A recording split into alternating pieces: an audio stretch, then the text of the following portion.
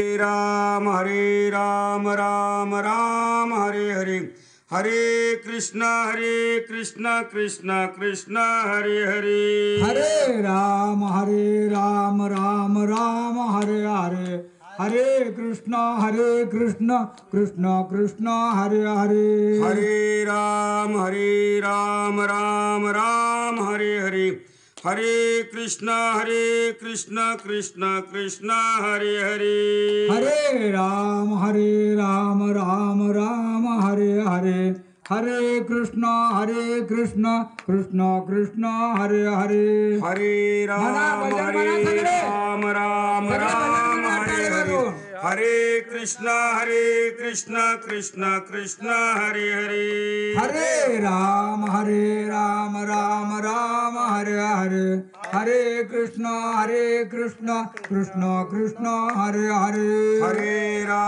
हरे राम राम हरे हरे, हरे कृष्ण कृष्ण कृष्ण हरे हरे, हरे राम राम हरे हरे, हरे कृष्ण कृष्ण कृष्ण हरे हरे, हरे राम राम हरे हरे, हरे कृष्ण कृष्ण कृष्ण हरे हरे, हरे राम राम हरे हरे, हरे कृष्ण कृष्ण कृष्ण हरे हरे, हरे राम राम हरे हरे, हरे कृष्ण कृष्ण कृष्ण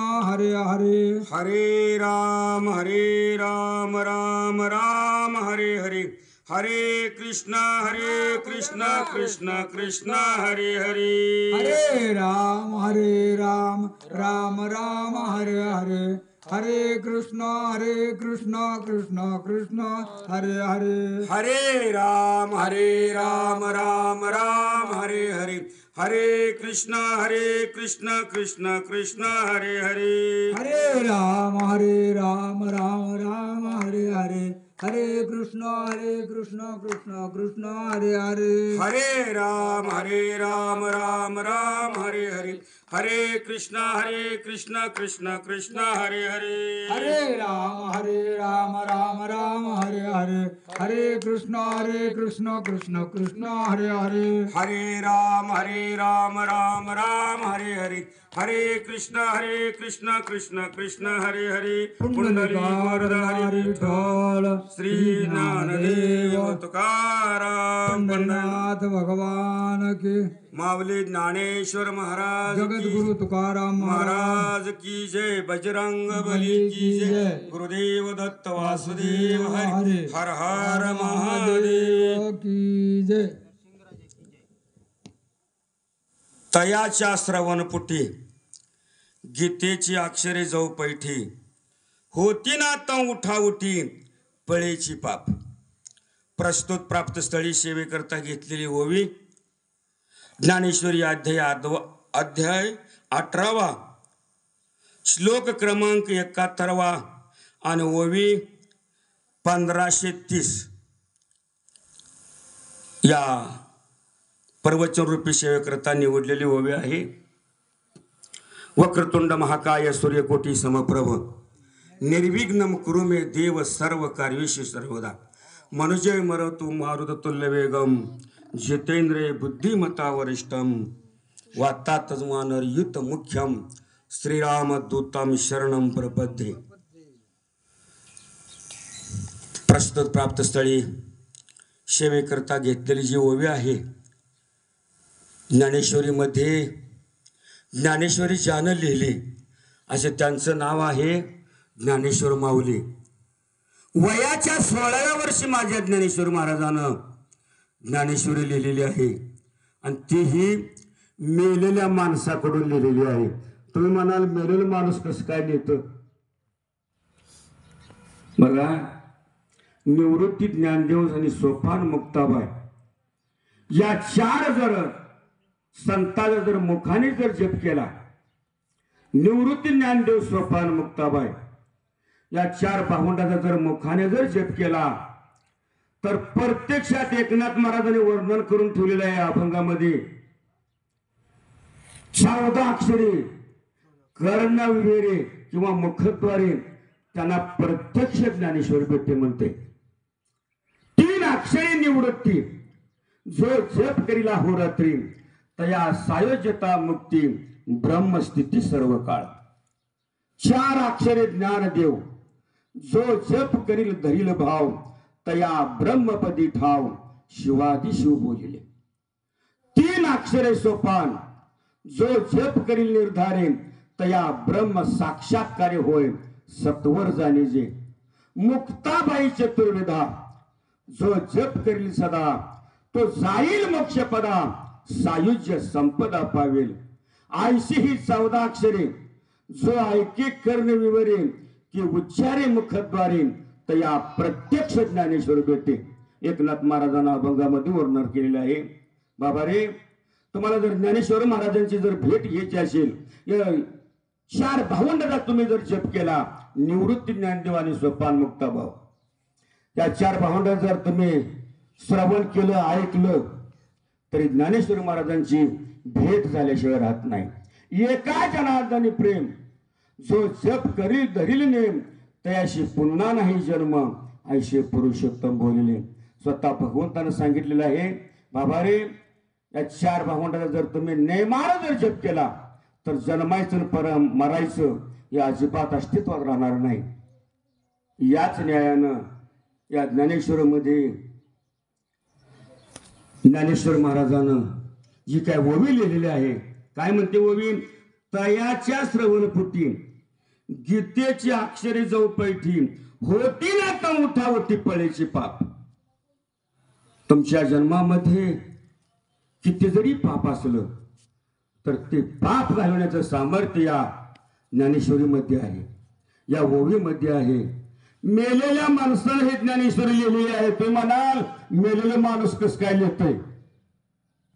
ही 4 भावंड निवृत्ती ज्ञानदेव सोपान मुक्ताबाई तीर्थयात्रा करत फिरत फिरत फिरत नेवाशा गावामध्ये गेलेले आहेत. आणि नेवाशा गावामध्ये गेल्यानंतर ज्या गावात ते तीर्थयात्रेसाठी गेलेले आहेत अशा ठिकाणी त्यांच्या समोरून प्रेत यात्रा चाललेली होती. म्हणजे मेलेल्या माणसाची तिरडी समोरून जात होती. आणि ज्ञानेश्वर महाराजांच्या काळामध्ये काय होतं, जर नवरा मरण पावला का पतीनं सती जायचं, मग त्या चितेमध्ये उडी घ्यायची आणि आपला देह समर्पित करायचा. आणि असा असताना त्या माऊलीनं विचार केला, हे निघालेले महान संत आहेत, यांचं दर्शन घ्यावं आणि आपला देह समर्पित करावा. ती तिरडी अशी पुढे चाललेली आहे. त्या माऊलीनं ज्ञानेश्वर महाराजांच्या पायावर साष्टांग असं दंडवत घातलं. श्री संताची माथा चरणावरील साष्टांग हे करी दंडवत. दंडवत घातल्याबरोबर ज्ञानेश्वर महाराजांच्या मुखातून उद्गार बाहेर पडले, सौभाग्यवती भव. आशीर्वाद दिला. माऊली ती डसा डसा डसा रडू लागली. महाराज, तुम्ही हा जो दिलेला तो काय आशीर्वाद आहे, या जन्मातला का पुढच्या जन्मातला? माझे पती तिरडीवर चाललेले आहेत, मी सती जाण्यासाठी निघालेली आहे, आणि तुमचा आशीर्वाद आहे? हो. माऊलीनं आपल्या माघारी असणारे निवृत्तीनाथ बंधू हे गुरु होते. मागे वळून असं बघितलं निवृत्तीनाथाकडं, आणि वळून बघितल्याबरोबर निवृत्तीनाथानं सांगितलं, माऊली, तुझ्या मुखातून निघाला शब्द खोटा ठरत नाही, थांबव ती प्रेतयात्रा. आणि मग त्या ठिकाणी ती प्रेतयात्रा थांबवण्यात आली. ज्ञानेश्वर महाराजांच्या बरोबर जे काही शिष्य होते ते शिष्य, ते 4 भावंड ज्या ठिकाणी ते मेलेलं प्रेत होतं त्या प्रेताजवळ गेलेले आहेत. आणि ज्ञानेश्वर महाराजांना ते असणाराचे काही कमंडल जवळ होतं, त्या कमंडल पाणी घेतलं आणि त्या प्रेताभोवती भरलं. आणि वट वट असा शब्द केल्याबरोबर ते मेलेलं माणूस जिवंत झालं.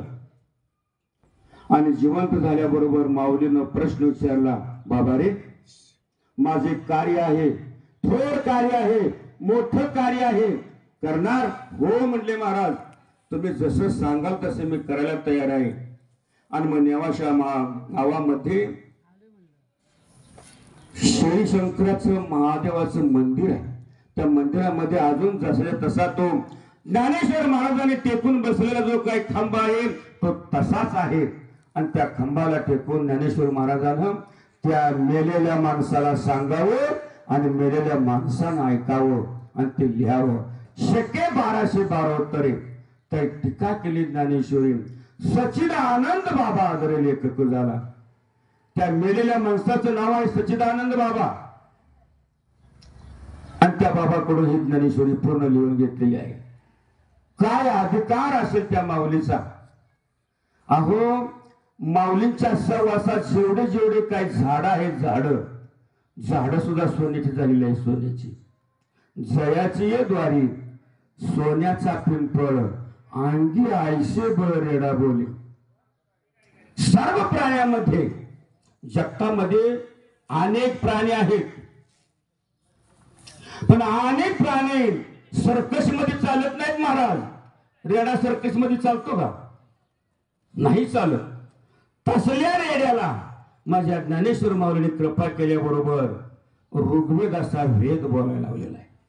काय सामर्थ्य असेल त्या माऊलीचं. तुम्ही आम्ही ही दगड आहेत, दगड. या दगडाला बोलायचे सामर्थ्य माझ्या या ज्ञानेश्वर मध्ये आहे. या ज्ञानेश्वर महाराजांच्या आशीर्वादामध्ये आहे. इतका श्रेष्ठ आशीर्वाद या ज्ञानेश्वर महाराजांचा आहे. हा भव्य दिव्य मंडप इतका सुंदर आहे महाराज. असले या सुंदर या भव्य आणि दिव्य मंडपामध्ये ज्ञानेश्वरी वाचन चालू आहे. या ज्ञानेश्वरी वाचन चालू करत असताना सुरुवातीला कमीत कमी 10 ते 15 तरी लोक असावीत. राहू द्या सगळे गावातले जाऊ द्या, पण 15 तरी या ठिकाणी पाहिजे. का पाहिजेत 15? एवढा मोठा दिव्य मंडप. मंडपाची काय किंमत आहे? या मंडपात जर माणूस ऐकायला नसेल, वाचायला नसेल, तर करायचंय कुणासाठी? हे एवढा भव्य दिव्य मंडप उभारण्याचा जे काही ते आयोजन केलेलं आहे. आणि हे आयोजन 7 दिवसामध्ये राजा परीक्षितीचा उद्धार झालेला आहे. 7 दिवसामध्ये. कसं तुम्हाला सांगतो. राजा परीक्षिती राजा शिकायला जायचे आणि जात असताना बरेच दिवसानंतर उन्हाळ्याचे दिवस होते आणि उन्हाळ्याच्या दिवसामध्ये त्या राजाला तहान लागली आणि तो तहानेनं पाणी शोधण्यासाठी भटकत होता. बरेच फिरले त्या जंगलामध्ये, त्या वनामध्ये, पण कुठं पाणी भेटना. आणि असं असताना एका ऋषीचा आश्रम पुढे दिसला आणि ऋषीचा आश्रम दिसल्याबरोबर म्हणले इथं ऋषीचा आश्रम दिसतोय, इथं पाणी भेटल. या निमित्तानं राजा परीक्षित त्या झोपडीकडे गेलेला आहे आणि त्या झोपडीमध्ये ऋषीमध्ये ध्यानस्थ बसलेले होते. आणि ध्यानस्थ बसलेले असताना, हो महाराज मला फार ताण लागलेला आहे, मला थोडस पाणी द्या. परीक्षित राजाने आवाज केला, पण ते ध्यानस्थ असल्यामुळं त्या ऋषीच्या कानावर तो शब्द गेलेला नाही. आणि न गेल्यामुळं राजानं समोर एक मेलेला सर्प होता आणि तो सर्प उचलला आणि ध्यानस्थ ऋषी होते त्या ध्यानस्थ ऋषीच्या गळ्यामध्ये टाकला आणि राजा निघून गेला. काही थोड्या वेळानंतर त्याचा असणारा जो काय मुलगा होता, सुरंगी नावाचा ऋषी, त्याचा मुलगा होता, तो मुलगा आला आणि मुलाने ते दृश्य बघितलं आणि बघितल्याबरोबर त्यानं माझ्या बापाच्या गळ्यामध्ये ज्याने मेलेला सर्प घातलेला आहे, 7 दिवसामध्ये तो मृत्यू पावेल असा शाप दिला. आणि मोठ्याने असा आवाज झाल्याबरोबर ऋषी ध्यानस्थ होते, ध्यान भंग पावले आणि उठून ताडकन उठून उभे राहिले आणि मला विचारतात, अरे पुन्हा शाप दिलास? बाबा, तुमच्या गळ्यामध्ये ज्यानं मेलेला सर्प घातला होता, मी त्याला शाप दिलेला आहे. ऋषी सामान्य नव्हते, त्या ऋषीचं नाव आहे विभांडक ऋषी. अंतर्ज्ञानानं बघितलं, कोणी हा साप माझ्या गळ्यात घातलेला आहे म्हणजे तर राजा परीक्षित अरे अरे अरे म्हणले, ज्यांना आपलं पालन पोषण करतो अशा राजाला तू शाप दिलाय. अरे म्हणजे लवकर गावामध्ये तर नगरीमध्ये जा आणि राजाला सांग, महाराज तुम्ही 7 दिवसामध्ये मरणार आहे. मरणाचं भीती कोणाला नाही, मला आहे तुम्हाला आहे. ज्ञानेश्वरीमध्ये ओवी आहे, आगा मर हा न बोलू साठी मेले तरी रडती परी आष्टी जात न गणिती गहीसपणे. नुसता हा मेला जर हा शब्द वापरला का तुझ्या बापाचं खातो काय म्हणतो आपण सरळ, माझ्या पद्धतीचं खातोय एवढा सरळ शब्द होत नाही. आणि त्या राजाला तुम्ही 7 दिवसामध्ये मरणारे हा शाप ऐकल्याबरोबर राजा बेचैनाचा फिरू लागलेला आहे. काय करावं, आपण या शापातून कसं मुक्त व्हावं, कोण आपल्याला मुक्त करेल. राजा असा भटकू लागलेला आहे आणि भटकत भटकत भटकत कर्म धर्म संयोगानं त्याला शुकमुनीची गाठ भेट झालेली आहे.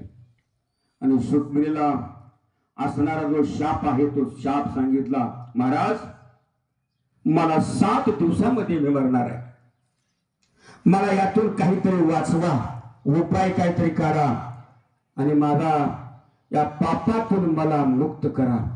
ऋषीचा शाप आहे, या शापातून मला मुक्त करा अशी गयावया विनवणी केल्यानंतर राजा परीक्षितीला 7 दिवस त्या शुकमुनीने भागवत वाचून दाखवलेलं आहे.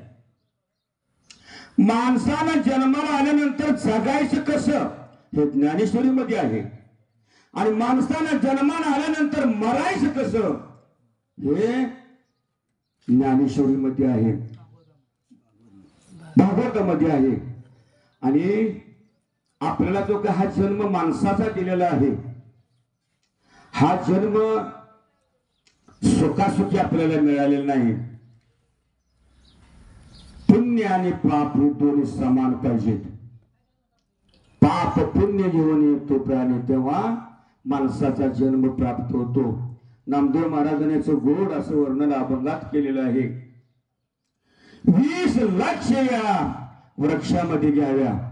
20 लाख वेळा हे जे आपल्या भूतलावर पृथ्वीवर वृक्ष आहेत ना, याच्या जन्माला 20 लाख वेळा जावं लागतं.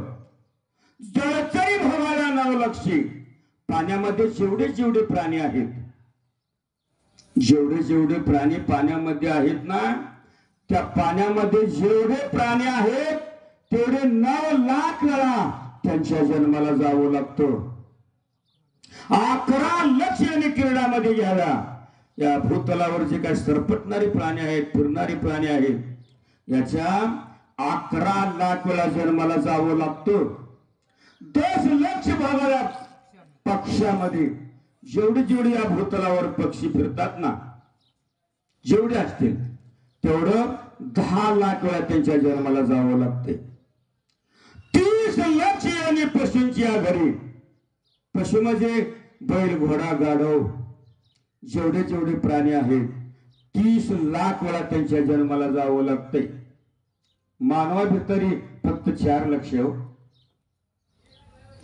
आणि सगळं फिरून फिरून माणसाचा जन्म आहे.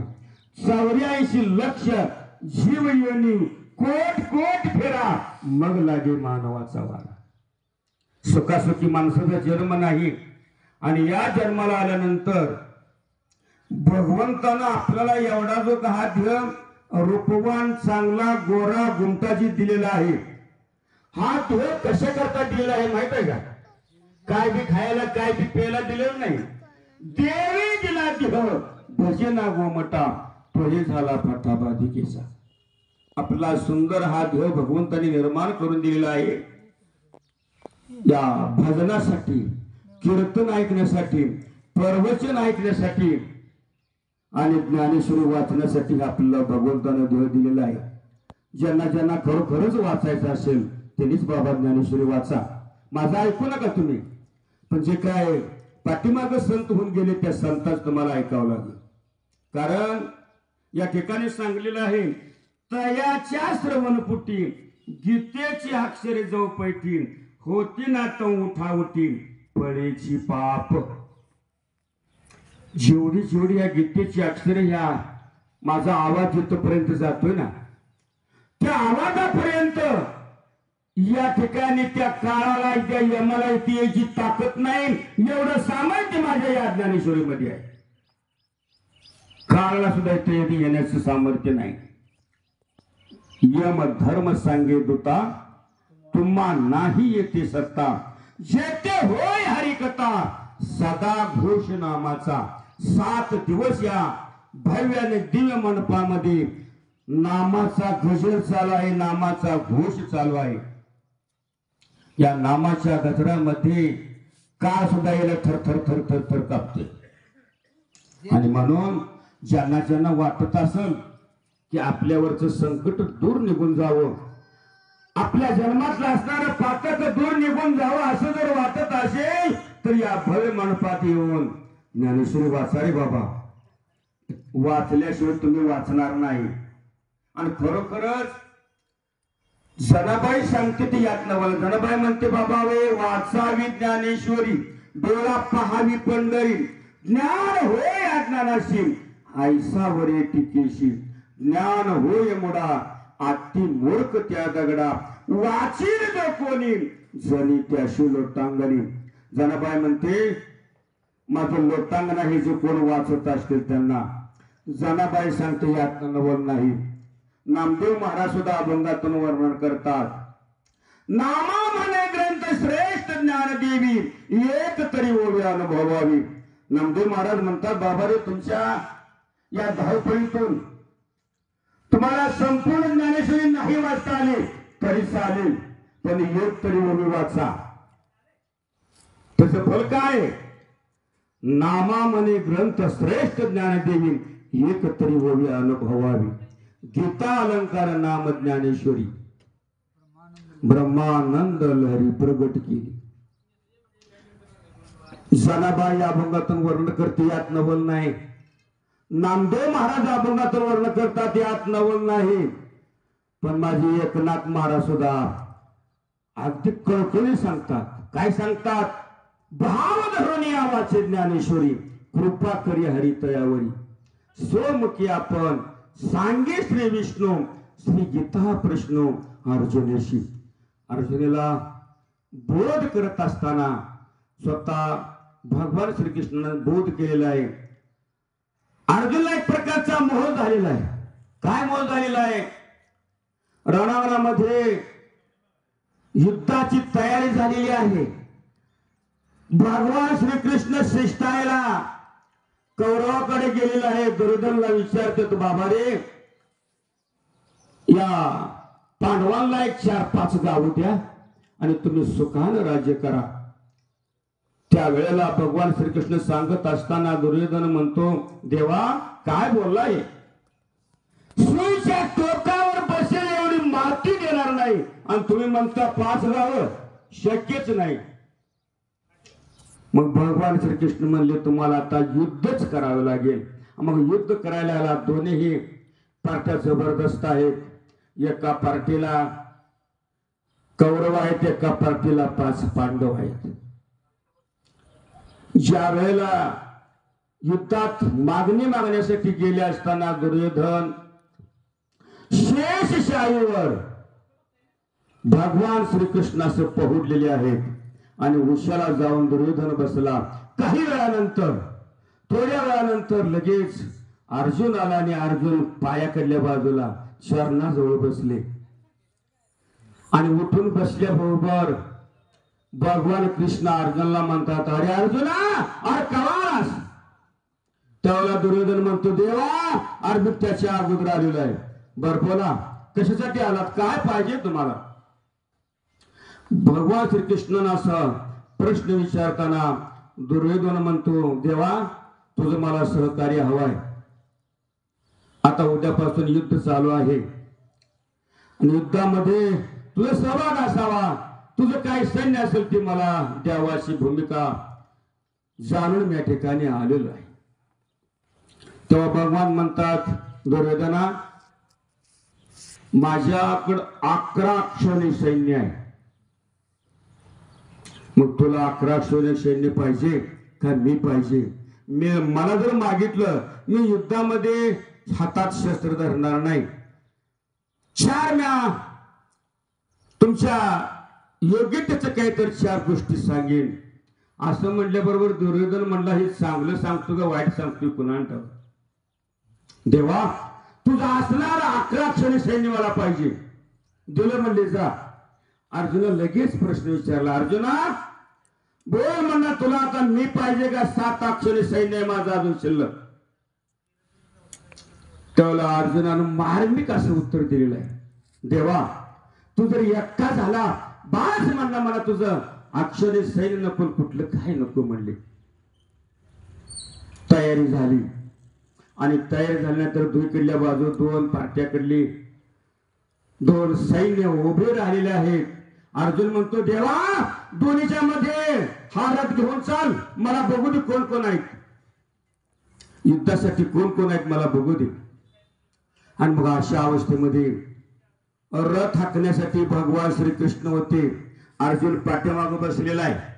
रथ हाकायला भगवान श्रीकृष्ण आहे. दोन्ही सैन्यामध्ये तो रथ नेऊन उभा केलेला आहे आणि त्या रथातून चौकड असं दृष्टी फिरवली त्या अर्जुनानं. आणि अर्जुनाला एक प्रकारचा मोह निर्माण झाला. बापरे म्हणले माझे असणारे पितामह भीष्माचार्य आहेत, गुरुवर्य दुर्वास ऋषी आहेत, माझे माता आहेत, पिता आहेत, बंधू आहेत, सगळ्याच दिसू लागल्याबरोबर अर्जुनाच्या हातातला जो काही धनुष होतं ते खाली गळून पडलं. आणि देवाला म्हणला देवा एवढी माणसं मारून जर राज्य करायचं असेल तर मेलेलं बरं, भीक मागितलेली बरी म्हणले. पण हे राज्य नको बाबा म्हणले आपल्याला. आणि रथातून खाली उडी टाकली. आणि खाली उडी टाकल्याबरोबर भगवान त्यांना आत्मबोध करतात. अरे अर्जुना तुला वाटत असल हे माझ्यामुळे हे मरतील, आपण अगोदरच मी मारलेली ती. तुझं फक्त निमित्ताला धने, तू निमित्त आहेस. मारणारा, चारणारा, जगवणारा, पालन पोषण करणारा हे सामर्थ्य माझ्याकडेच आहे बाबा अर्जुना. हा मोह सोडून दे, हा मोह सोडून दे. नाहीतर या रणांगणात तू जर महागारी पळायला लागला हे तुला शत्रू पुढे जाऊ देणार नाही, तुला जाग्यावर ठार करतील. असा बराच उपदेश करून अर्जुनाला सावध केलेलं आहे. आणि सावध केल्यानंतर सावधान म्हटल्याबरोबर माणसानं जागं व्हावं. ज्या वेळेला रामदास स्वामी बहुल्यावर असं अंतपाठ धरलेला आहे ब्राह्मणानं आणि मंत्र घोष चालू आहे, लग्नाचा विधी चालू आहे. आणि लग्नाच्या विधीत अंतपाठ झाल्यानंतर मंगलाष्टिका चालू झालेल्या आहेत. आणि चालू करतानाच प्रथमतः सावधान, सावधान म्हटल्याबरोबर रामदास स्वामी म्हणायला लागले महाराज काय आहे, कशासाठी सावधान? अरे बाबा आता तुझ्या पायामध्ये बिडी पडणार आहे. ही बिडी जर चुकवायची असेल तर सावधानपणे राहायला लागते, जागे व्हावं लागते. उठा जागे व्हा रे आता, स्मरण करा पंढरीनाथा, भावे चरणी ठेवा माता, चुकवी व्यथा जन्माच्या. अरे बाबा हे जन्माला यायचं मरायचं हे राहत गाडग साधं नाही. इतकं दुःख आहे, इतकं दुःख आहे. किती दुःख आहे? संसार दुःख मुळ चहूकडे इंगळ, विश्रांती नाही कोठे रात्रंदिवस तळमळ, काम क्रोध लोभ शुनी पाठी लागली ओढाळ, कावना मिश्रण जाओ दृष्टी देईल निर्मळ, धर्म जागो सदैवांचा जेवा पर उपकारी, आंधळ्या दृष्टी देतो त्याचे नाम मी उच्चारी. भगवंताना हा ध्वज इतका सुंदर नाजूक बनवलेला आहे. आईच्या उदरामध्ये 9 महिने 9 दिवस इतकं हे कष्ट त्यानं खाल्लेले आहेत. आणि कष्ट खाल्ले असताना आईच्या उदरातून बाहेर येण्यासाठी पांडुरंगाची प्रार्थना केली आहे. ए देवा, यातून मला बाहेर काढ, मी तुला कधी सुद्धा विसरणार नाही. माझ्या सहित प्रार्थना करून आपण आलेलो आहोत.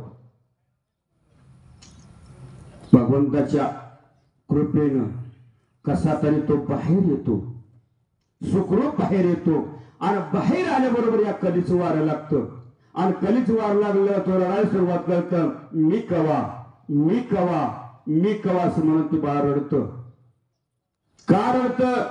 या कलीचं वारं लागलं आणि तो देवाला विसरला. विसरली हानी थोर झाली. बघा, ही विसरली हानी, तयाची थोर झाली हानी, ही भगवंताला विसरल्यामुळं आपल्याला जे काय दुःख मिळतंय, जो आपल्या वाटाला दुःखाचा जो वाटा येतो, याचं मूळच कारण म्हणजे आपण देवाला विसरलेलो आहोत. आणि देवाला न विसरता आपण या भगवंताच्या नाम चिंतनामध्ये जर आपण आलो किंवा ज्ञानेश्वरी वाचू लागलो, गीता वाचू लागलो, गाथा वाचू लागलो, तर असणारं जे काय पाप आहे ते पाप नाहीस करण्याचं सामर्थ्य या ज्ञानेश्वरीमध्ये आहे. बाबा रे, वाचाल तर वाचा, नाही तर नाही वाचाल, मरणार हो तुम्ही. तुम्ही म्हणाल, आम्हीच म्हणा, तुम्ही नाही का मरणार, आम्ही सुद्धा मरणार. पण आम्ही मरत असताना आमच्या समोर देव उभा राहील आणि तुमच्या समोर यम उभा राहील. कारण याची आठवण अशी आहे, ज्याच्या मुखामध्ये सतत सतत भगवंताचं नाम चिंतन आहे. त्या सतत नाम चिंतनानं हा आपला देह आहे, हा देह पवित्र होतो. ज्ञानेश्वर महाराजांना अभंगामातून गोड असं वर्णन केलेलं आहे. हरिपाठ कीर्ती मुखे जरी गाय, पवित्रची होय देह त्याचा. हा देह जर पुण्यवान बनवायचा असेल, पुण्य जर पदरात तुमच्या जर पाडायचा असेल, तर तुम्हाला ज्ञानेश्वरी आणि ज्ञानदेवांचा हरिपाठ हा पाठ करावा लागेल. आणि पाठ केल्यानंतर तुमच्या जीवनाचा उद्धार झाल्याशिवाय राहणार नाही. एवढं सामर्थ्य ज्ञानेश्वरांच्या हरिपाठामध्ये आहे, नवे नवे ज्ञानेश्वरीमध्ये आहे. ज्यांना ज्यांना खरोखरच वाचता येत असेल त्यांनी उद्यापासून या भव्य आणि दिव्य मंडपामध्ये येऊन ज्ञानेश्वरी वाचावी. तुम्ही म्हणाल, आम्हाला वाचता येत नाही, आम्ही काय करावं?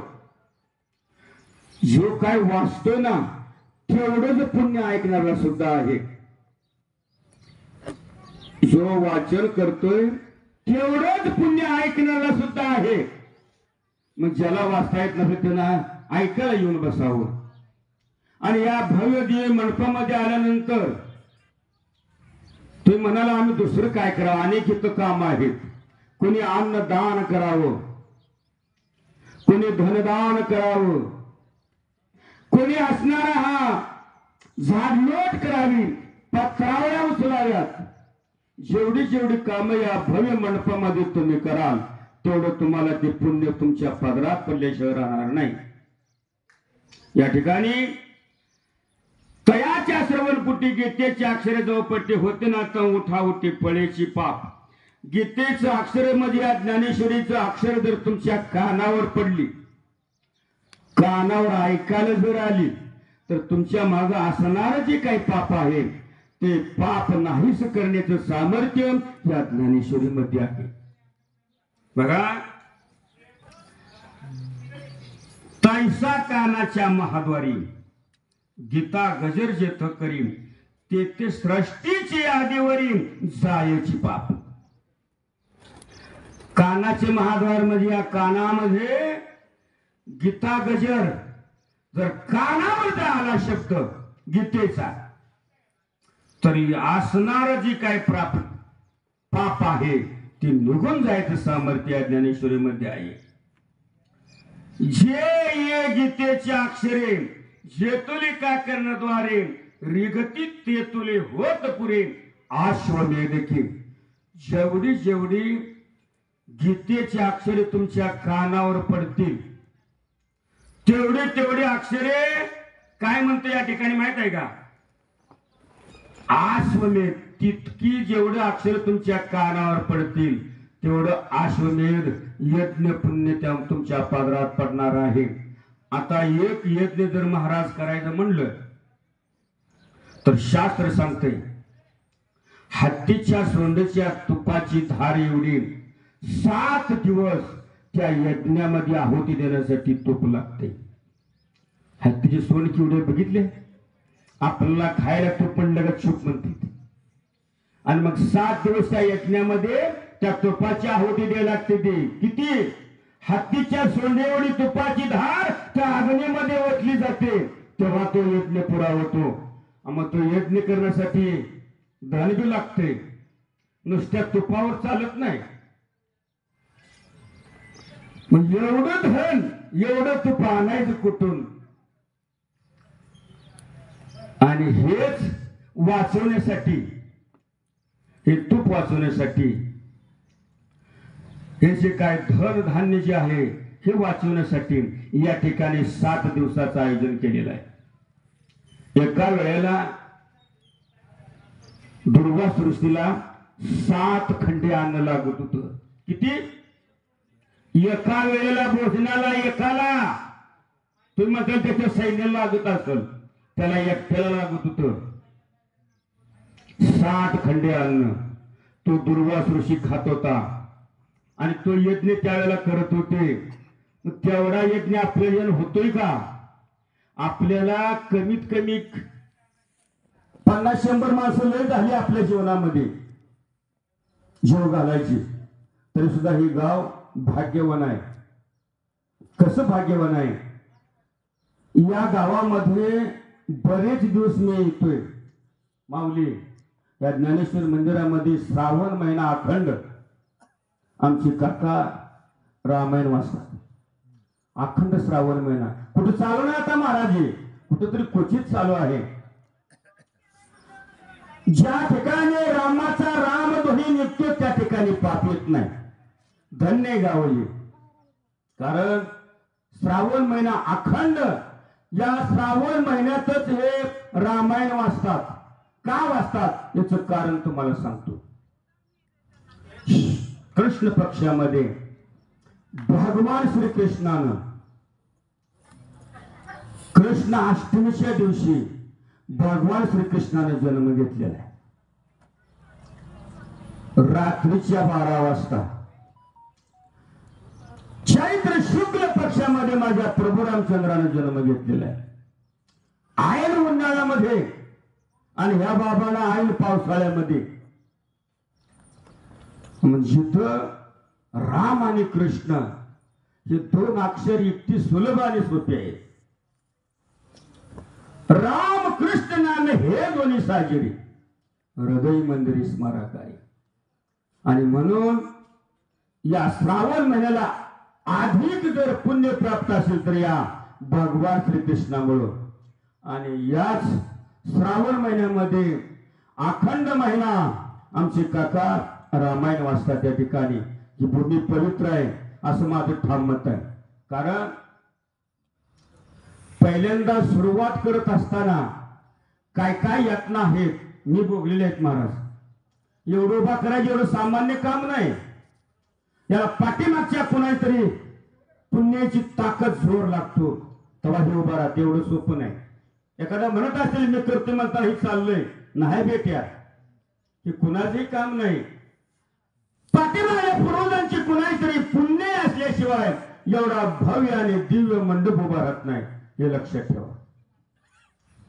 आणि म्हणून तुम्हा आम्हाला हा भगवंतानं नरदेह दिलेला आहे. या माणसाच्या जन्माला आपल्याला घातलेला आहे. वाचायला ज्ञानेश्वरीची आहे ना, ही पशु पक्षी मुंगी कीटकची आहेत ना, यांना वाचायला मिळत नाही.